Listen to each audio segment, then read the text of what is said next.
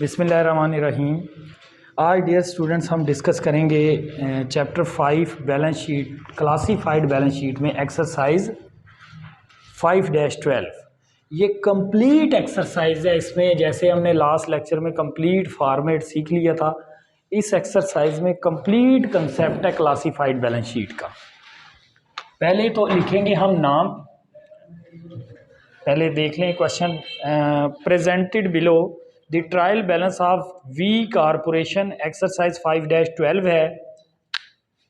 Cash 61 है, sale revenue है, debt equity investment trading लिखा हुआ है, कॉस्ट भी दी हुई है, फेयर मार्केट वैल्यू दी हुई है। इन्वेंट्री को हमेशा आपने लोअर ऑफ कॉस्ट और मार्केट वैल्यू रिकॉर्ड करना होता है, लेकिन इन्वेस्टमेंट को हमेशा फेयर मार्केट वैल्यू पर रिकॉर्ड किया जाता है। तो ट्रेडिंग के साथ लिखा हुआ ये शॉर्ट टर्म इन्वेस्टमेंट है, करंट एसेट बनेगा। कॉस्ट ऑफ गुड सोल्ड ये एक्सपेंस है, इनकम स्टेटमेंट का पार्ट है। डेट इन्वेस्टमेंट लॉन्ग टर्म, ये लॉन्ग टर्म इन्वेस्टमेंट है। इक्विटी इन्वेस्टमेंट लॉन्ग टर्म, ये भी लॉन्ग टर्म इन्वेस्टमेंट है। नोट पेबल शॉर्ट टर्म, ये करंट लायबिलिटी है, ये शॉर्ट टर्म लायबिलिटी है। Account payable short term liability है। सेलिंग एक्सपेंसेस इनकम स्टेटमेंट का पार्ट है। इन्वेस्टमेंट रेवेन्यू इनकम स्टेटमेंट का पार्ट है। लैंड ये प्रॉपर्टी प्लांट एंड इक्विपमेंट है। Building property plant and equipment है। डिविडेंड पेएबल लायबिलिटी है, करंट लायबिलिटी है। एक्रूड लायबिलिटीज करंट लायबिलिटी है। अकाउंट रिसीवेबल एसेट है, करंट एसेट है। अकामुलेटेड डेप्रिसिएशन बिल्डिंग से माइनस करके लिखेंगे। Allowances for doubtful account receivable से माइनस करके लिखेंगे। एडमिनिस्ट्रेटिव एक्सपेंसेस इनकम स्टेटमेंट का पार्ट है। इंटरेस्ट एक्सपेंस भी इनकम स्टेटमेंट पे आएगा। इन्वेंट्री जो है ये क्लोजिंग ही होगी। इन्वेंट्री ये आपकी क्या है, करंट एसेट है। Extra ordinary gain income statement का पार्ट है। नोट पेएबल लॉन्ग टर्म, ये लॉन्ग टर्म लायबिलिटी है। इक्विपमेंट प्रॉपर्टी प्लांट इक्विपमेंट में आएगी। Bond payable long term liability है। अकामुलेटेड डेप्रिसिएशन ऑफ इक्विपमेंट से माइनस होगी। फ्रेंचाइजीज इनटेंजिबल एसेट्स हैं। कॉमन स्टॉक हमारा जो है वो स्टॉक होल्डर इक्विटी में आएगा। ट्रेजरी स्टॉक होल्डर इक्विटी में से माइनस हो जाएगा। पेटेंट्स इनटेंजिबल एसेट है। रिटेन अर्निंग, ये रिटेन अर्निंग का ओपनिंग बैलेंस दिया हुआ है। Paid in excess of par, ये paid in excess stock holder equity में आएगा। Prepare balance sheet as at December 31, 2012। Company name लिखोगे। एक्सरसाइज है ये आपकी कीसो की बुक की 5-12।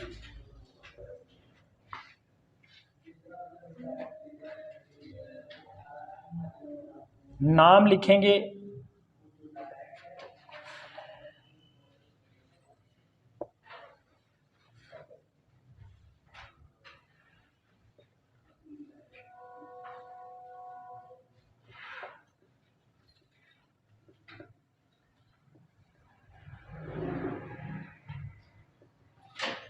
बैलेंस शीट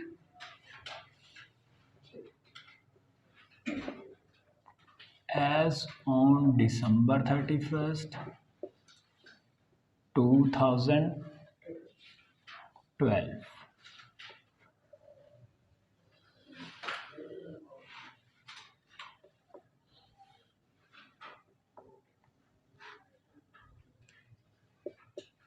सबसे पहले मेन हेडिंग दे देंगे एसेट्स की।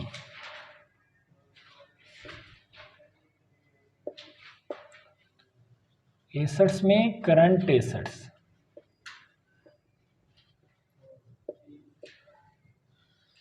ये देखें क्वेश्चन कट तो नहीं रहा, यहाँ से आ रहा है, कंप्लीट आ रहा है, ठीक है। करंट एसेट्स, अब करंट एसेट्स में तमाम करंट एसेट लिखेंगे। कैश करंट एसेट है, अभी हमने क्वेश्चन रीड कर लिया है।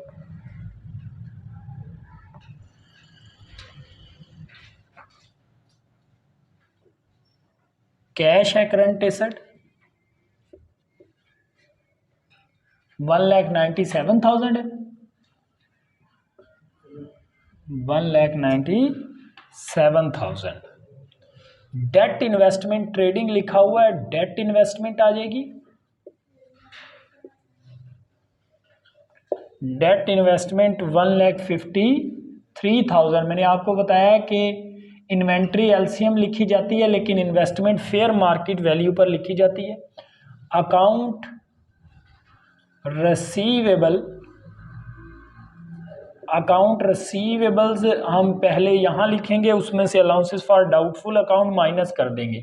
अकाउंट रिसीवेबल 4,35,000 है, उसमें से लेस करेंगे allowances for doubtful account. Allowances for doubtful account नीचे दिए गए हैं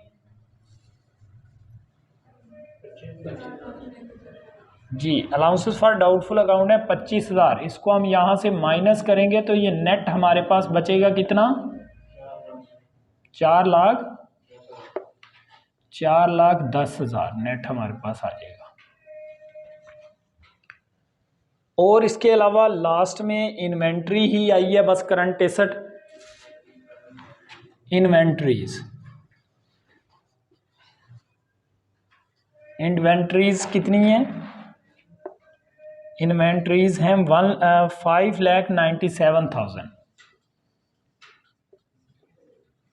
इसका कर देंगे टोटल, ये टोटल हम यहां पे लिख देंगे, टोटल करें इसका।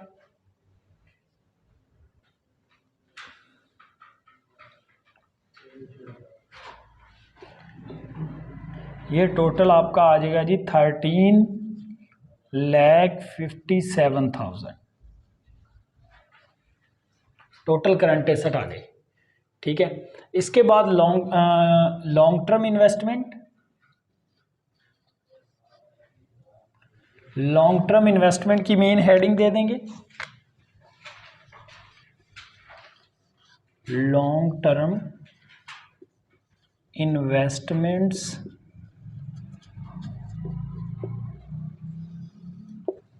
लॉन्ग टर्म इन्वेस्टमेंट में दो इन्वेस्टमेंट आई हैं, एक डेट इन्वेस्टमेंट जिसके साथ ब्रैकेट में लॉन्ग टर्म लिखा हुआ है, एक equity investment. Date investment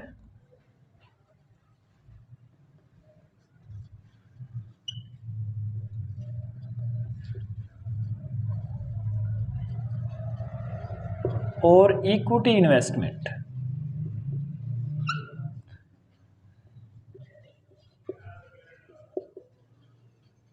date investment कितनी दी हुई है, 2,99,000 डेट इन्वेस्टमेंट है और इक्विटी इन्वेस्टमेंट है 2,77,000।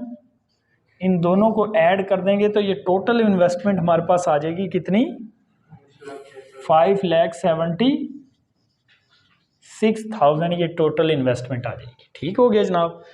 इसके बाद हम हेडिंग देंगे main property plant and equipments. Property plant and equipments.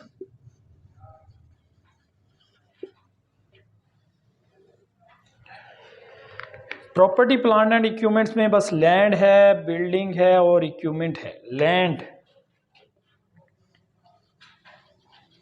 Land कितनी दी हुई है, 2,60,000।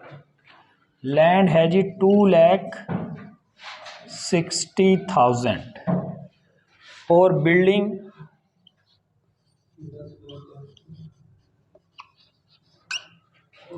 10 लाख बिल्डिंग है जी 10,40,000। लेकिन बिल्डिंग में से डेप्रिसिएशन भी अकामुलेटेड माइनस करनी है हमें, लेस कर देंगे इसमें से accumulated depreciation of building. Accumulated depreciation है की है बिल्डिंग की 3,52,000 माइनस करेंगे तो नेट हमारे पास आ जाएगी जी यहाँ पर 6,88,000। 6,88,000 इक्विपमेंट दी हुई है। इक्विपमेंट्स है 6 लाख, उसमें अकामुलेटेड डेप्रिसिएशन है 60,000, लेस कर देंगे अकामुलेटेड डेप्रिसिएशन।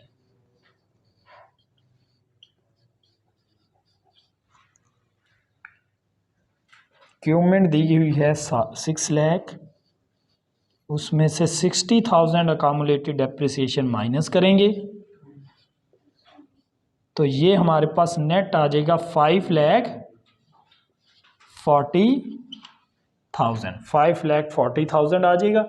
इनका हम सम करेंगे और इधर इसको फाइनल कॉलम में ले जाएंगे तो ये कितना आ जाएगा हमारे पास सम इसका 14,88,000 ये हो गया जनाब। ठीक है जी, ये यहाँ तक आ रहा है, देखें वाइट बोर्ड। तो इंटेंजिबल इधर ही लिख दें।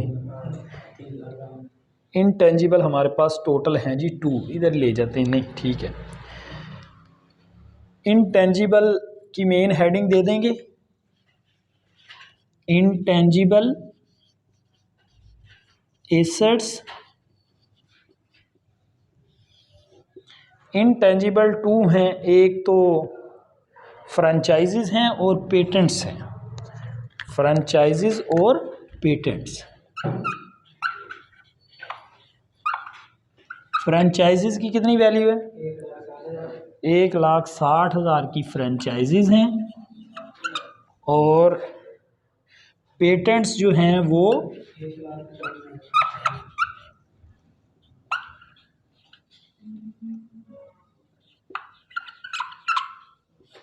इसका सम करेंगे, फाइनल में लेके जाएंगे इसको इसमें, तो ये आ जाएगा कितना 3,55,000। इस सारे का टोटल कर लोगे, ये आपके पास आ गए जी total assets. Total assets, assets complete हो गए।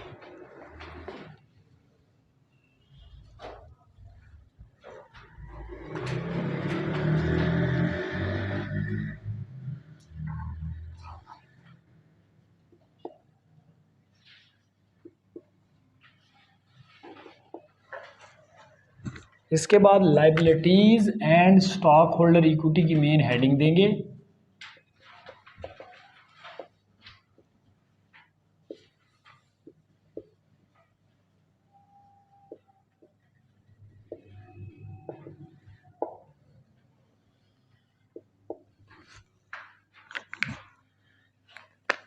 लाइबिलिटीज में सबसे पहले करंट लाइबिलिटी या शॉर्ट टर्म लाइबिलिटी।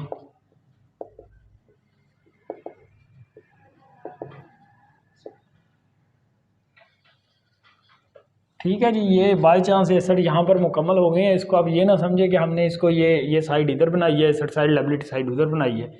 ये फर्स्ट पेज है, ये सेकंड पेज है। ठीक है, करंट लायबिलिटी जो है वो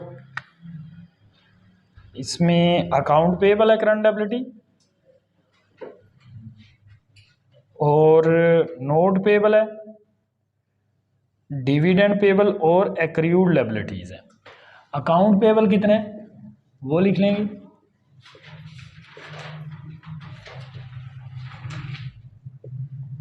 अकाउंट पेबल्स हैं, अकाउंट पेबल हैं 4,55,000 और नोट पेबल है 90,000।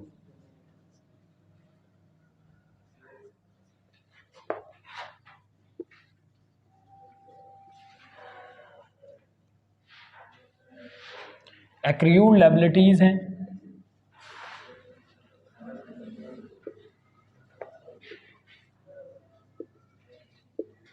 एक्रूड लायबिलिटीज 96,000 और dividend payable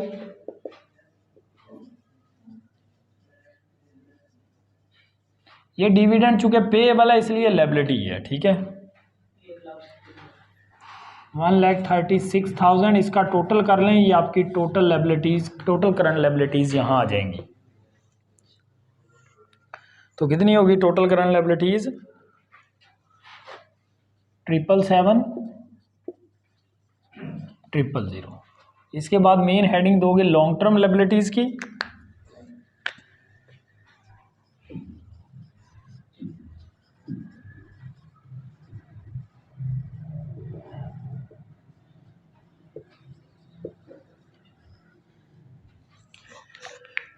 long term liability है बॉन्ड्स पेएबल,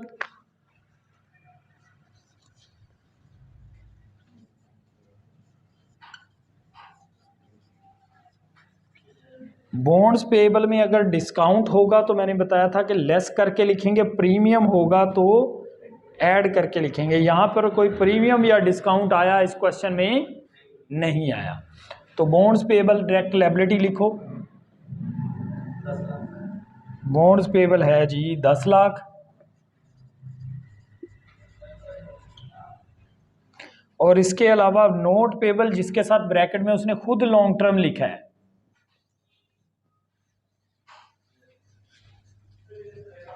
ब्रैकेट में खुद साथ लॉन्ग टर्म लिख दिया है,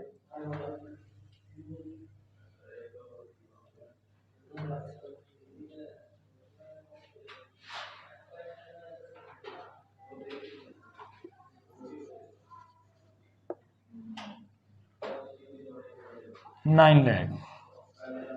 इसका टोटल करें तो ये कितना हो जाएगा 19 लाख।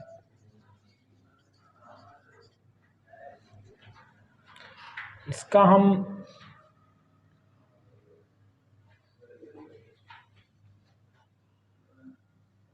ठीक है, नेक्स्ट मेन हेडिंग आप दे दोगे स्टॉक होल्डर इक्विटीज की। ठीक है, इसको कर लो करना है तो ये टोटल आपके पास लायबिलिटीज आ जाएंगी, टोटल लायबिलिटीज कितना बन गया टोटल लायबिलिटीज 26,777,777 टोटल लायबिलिटीज आ गई। इसके बाद स्टॉक इक्विटी सेशन बनाएंगे।